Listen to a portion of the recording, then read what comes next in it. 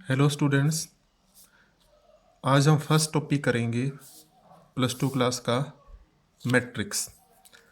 तो मैट्रिक्स में आज हमारे पास 3 टॉपिक हैं।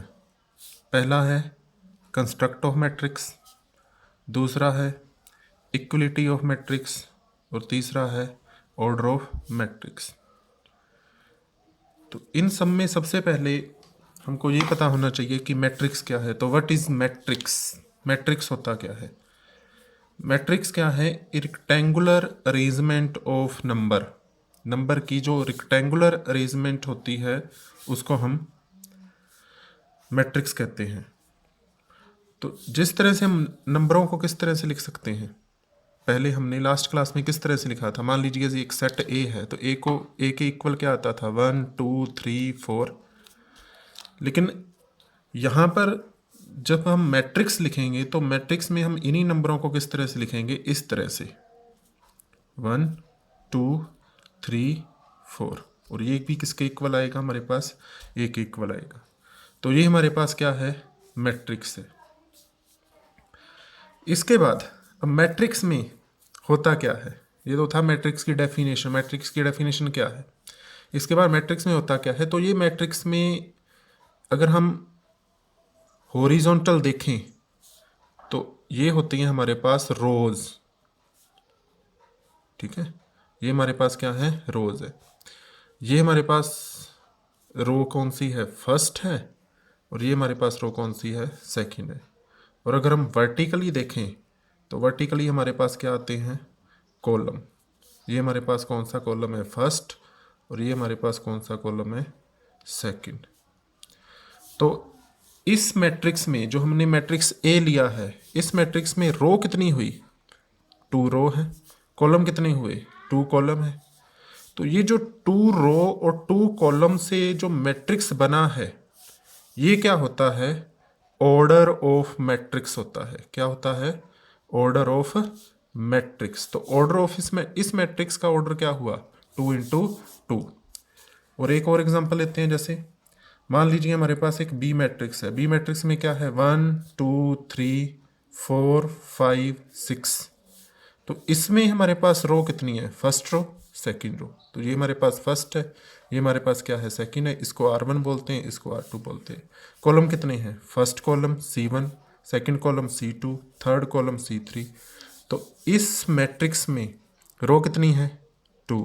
कॉलम कितने हैं? 3। तो इस मैट्रिक्स का ऑर्डर क्या हुआ? ऑर्डर ऑफ मैट्रिक्स क्या हुआ? हमारे पास 2 इंटू 3 हुआ। ऑर्डर पे डिपेंड करता है कि एक मैट्रिक्स में एलिमेंट कितने हैं। अब इस मैट्रिक्स में वैसे तो हम यहाँ पर देख सकते हैं कितने एलिमेंट हैं? 1 2 3 4, 4 एलिमेंट हैं। यहाँ पर कितने हैं? 1 2 3 4 5 6। अब मान लीजिए हमको मैट्रिक्स ना दिया हो। जैसे मान लीजिए हमको मैट्रिक्स नहीं दिया, वो कहता है कि एक सी मैट्रिक्स है और सी मैट्रिक्स का ऑर्डर दे रखा है। सी मैट्रिक्स का ऑर्डर क्या है? 4 इंटू में 3 है। तो हम बिना ड्रॉ किए बता सकते हैं कि इस सी मैट्रिक्स में एलिमेंट कितने हैं। सी मैट्रिक्स में एलिमेंट कितने हो गए? 4 इंटू 3 इज इक्वल टू 12। जैसे यहाँ पर 2 इंटू 2 इज इक्वल टू क्या है? 4। 2 इंटू 3 इज इक्वल टू क्या है? 6। तो यहाँ पर कितने एलिमेंट है? 4 हैं। यहाँ पर कितने हैं? 6 हैं। तो इस सी मैट्रिक्स में हमारे पास कितने आएंगे? 12 आएंगे। तो ये तो था हमारे पास मैट्रिक्स की डेफिनेशन। मैट्रिक्स में होता क्या है? मैट्रिक्स में क्या होता है कि अब एक बार रिवाइज करते हैं कि मैट्रिक्स में क्या होता है। ए रेक्टेंगुलर अरेंजमेंट ऑफ नंबर। इस रेक्टेंगुलर अरेंजमेंट ऑफ नंबर को हम क्या बोलेंगे? मैट्रिक्स बोलेंगे। किस तरह से? जैसे मान लीजिए ये हमारे पास क्या है? सेट है। ए इज इक्वल टू 1 2 3 4 करली ब्रैकेट में लिखा हुआ है, तो ये क्या है? सेट है। लेकिन अगर हम इन्हीं नंबरों को मैट्रिक्स में लिखेंगे तो कैसे लिखेंगे? 1 2 3 4 हॉरिजॉन्टल रो बनेगी, वर्टिकल कॉलम बनेंगे। ये first row, second row, first column, second column. B एक मैट्रिक्स हमने बी लिया। बी में क्या है हमारे पास? First row, second row, horizontal, vertically, first column, second column, third column. Order क्या होता है? एक मैट्रिक्स में कितनी रो है? यहाँ पर कितनी है? 2 रो है, 2 कॉलम है। तो इसका ऑर्डर क्या हुआ? 2 इंटू 2। यहाँ पर रो कितनी है? 2 है। कॉलम कितने हैं? 3 है। तो इसका ऑर्डर क्या हुआ? 2 इंटू 3। अब एक सी हमने लिया था। सी का हमको ऑर्डर पता था, हमने एलिमेंट निकालने थे। तो ऑर्डर पता हो, एलिमेंट कैसे निकालोगे? रो और कॉलम की क्या कर दोगे? मल्टीप्लाई कर दोगे। अब ये हमारे पास था मैट्रिक्स में क्या होता है, एक कंस्ट्रक्ट करते हैं हम। जैसे नेचुरल नंबर का सेट है, अब एक तो हम इस तरह से लिखें, नेचुरल नंबर में क्या होता है 1 2 3 4 एंड सो ऑन। लेकिन अगर हम नेचुरल नंबर को इस तरह से लिखते हैं तो ये नेचुरल नंबर की क्या होगी, एक नोटेशन होगी। उसी तरह से जो मैट्रिक्स की नोटेशन होती है वो क्या होती है, ए आई जे। अगर इस तरह से ब्रैकेट के अंदर लिखा है तो ये नोटेशन है किसकी, मैट्रिक्स की। नोटेशन ऑफ मैट्रिक्स की क्या है, नोटेशन है। इस नोटेशन से हम क्या बना सकते हैं, मैट्रिक्स बना सकते हैं। जैसे मान लीजिए उसने दिया, वो कहता है A is equal to A I J of order 2 × 2।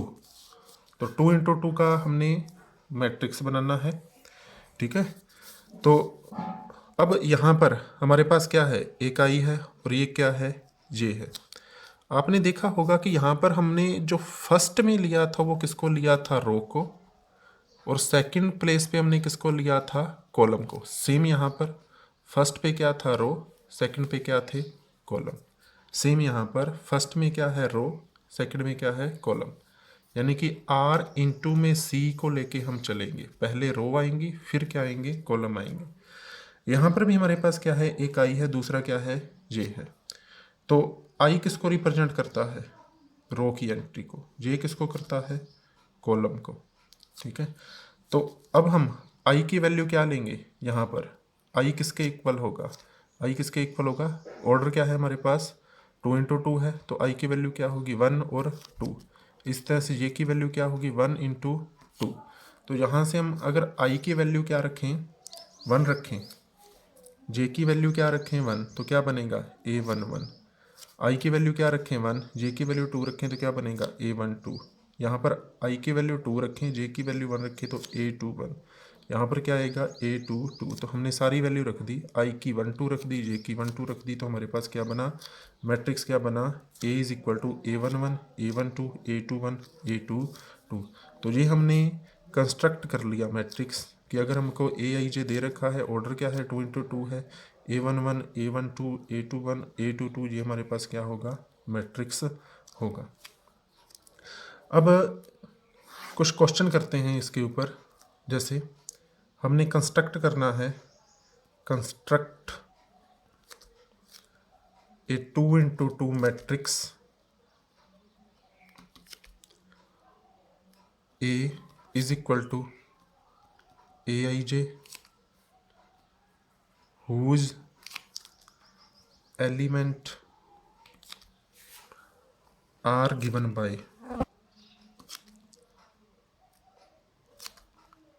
aij is equal to i plus j. तो सबसे पहले तो हम कंस्ट्रक्ट करते हैं 2 × 2 ऑर्डर का मैट्रिक्स। तो क्या बनेगा, जो ए मैट्रिक्स होगा उसकी वैल्यू क्या आएगी, आई की वैल्यू जैसे हमने यहाँ पर रखी थी 1 2, तो यहाँ पर हमारे पास क्या आएगा A11 A12 A21 A22। अब हमको ए आई जे इज इक्वल टू क्या दे रखा है, आई प्लस जे। तो हम इन सभी की वैल्यू निकालेंगे। तो हम सबसे पहले क्या इसकी वैल्यू निकालते हैं A11 की, आई की वैल्यू क्या है 1, जे की वैल्यू क्या है 1, तो क्या आएगा 1 + 1 इज इक्वल टू 2। A12 की वैल्यू निकालते हैं, क्या आएगा, आई की वैल्यू 1, जे की वैल्यू, ये आई है ये है, क्या आएगा 3। A21 आंसर क्या आएगा 2 + 1 is equal to 3। A22 answer क्या आएगा 2 + 2 is equal to 4।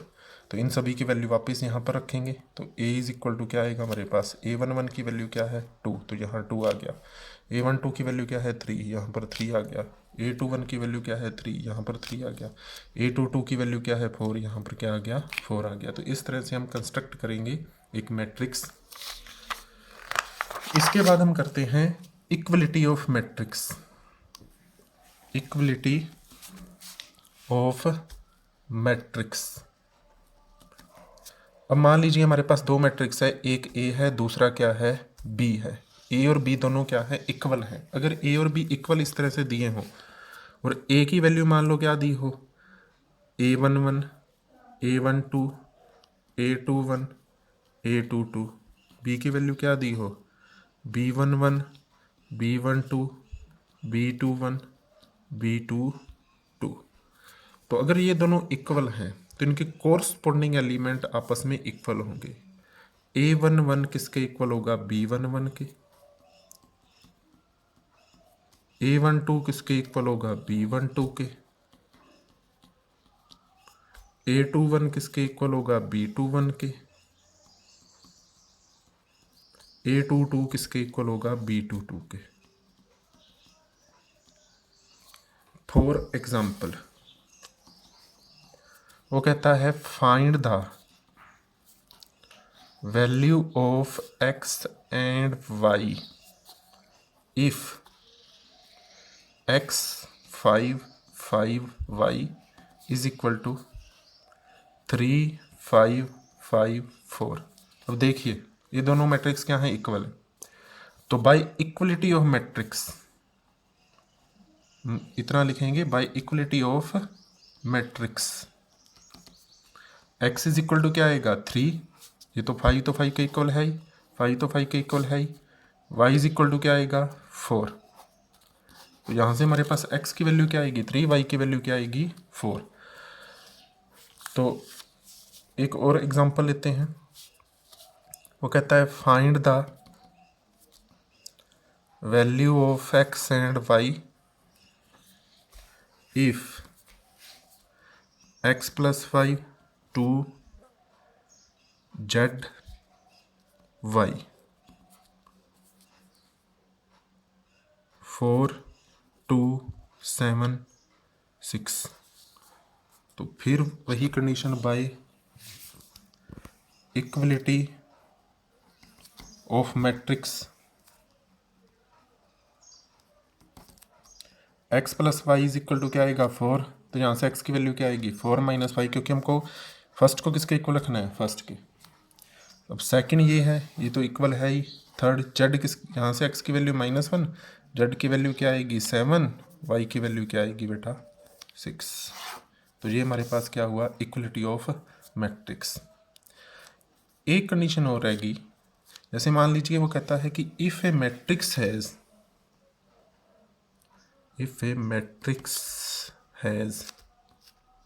5 element, write all possible order of matrix। सारे के सारे कितने, अगर एलिमेंट कितने हैं? 5 हैं। तो पॉसिबल ऑर्डर क्या हो सकता है? ऑर्डर में क्या होता है? एक रो होती है, एक कॉलम होती है। रो इनटू कॉलम इज क्या कहलाता है? ऑर्डर कहलाता है। यहाँ पर क्या है? 5 एलिमेंट है। 5 एलिमेंट का मीनिंग क्या है कि अगर रो 1 है तो कॉलम कितने होने चाहिए? 5, तभी ये वैल्यू किसके इक्वल आएगी? 5 के। अब 2 में अगर हम किसी की मल्टीप्लाई करेंगे 5 नहीं आएगा, 3 में करेंगे नहीं आएगा, 4 में करेंगे नहीं आएगा, 5 में 1 की करेंगे तो क्या आएगा? हमारे पास 5 आएगा। तो जो पॉसिबल ऑर्डर हुए, अगर 5 एलिमेंट हैं तो पॉसिबल ऑर्डर जो हुए वो कौन कौन से हुए? 1 इंटू 5 और 5 इंटू 1। तो 2 ही पॉसिबल ऑर्डर हैं, एक 1 इंटू 5, दूसरा क्या है? 5 इंटू 1 है। तो ये हमारे पास आज का टॉपिक था। हमने क्या किया? Construct of matrix, equality of matrix, order of matrix, 3 बातें हमने की हैं। तो 3 बातों, इन तीनों के ऊपर हमारे पास ये क्वेश्चन हैं कुछ जो मैंने नोट किए हैं, ये सारे के सारे क्वेश्चन। इस फर्स्ट क्वेश्चन में क्या है? If A matrix has 5 element, right all possible order it can have. तो 5 एलिमेंट हैं तो पॉसिबल ऑर्डर क्या हो सकता है? पॉसिबल ऑर्डर क्या हो सकता है? 1 इंटू 5 या फिर क्या हो सकता है? 5 इंटू 1। तो ये फर्स्ट क्वेश्चन का आंसर है। सेकंड क्वेश्चन का answer, if A matrix has 8 element, right all possible order it can have. अगर 8 एलिमेंट है तो 8 एलिमेंट है तो सबसे पहले किससे स्टार्ट करेंगे? 1 से। 1 में किसकी मल्टीप्लाई करें? 8 आएगा, 8 की। तो पहला ऑर्डर क्या हुआ? 1 इंटू 8। 2 में किसकी करें? 8 आएगा, 4 की। 3 में किसी की करें? 8 आएगा नहीं। 4 में करेंगे आएगा, 4 में 2 की करें तो 8 आएगा। 5 में हम किसी नंबर की मल्टीप्लाई करें तो 8 नहीं आएगा, ठीक है।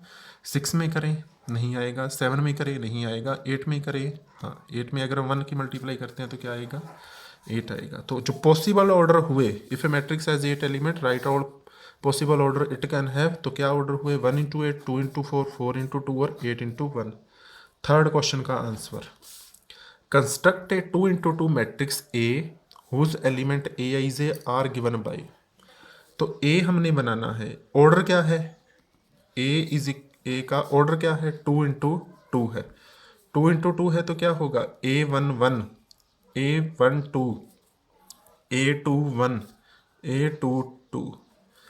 अब देखिए इसमें हमारे पास रो कितनी हुई 2, फर्स्ट सेकेंड रो, कॉलम कितनी हुए 2, फर्स्ट कॉलम सेकेंड कॉलम।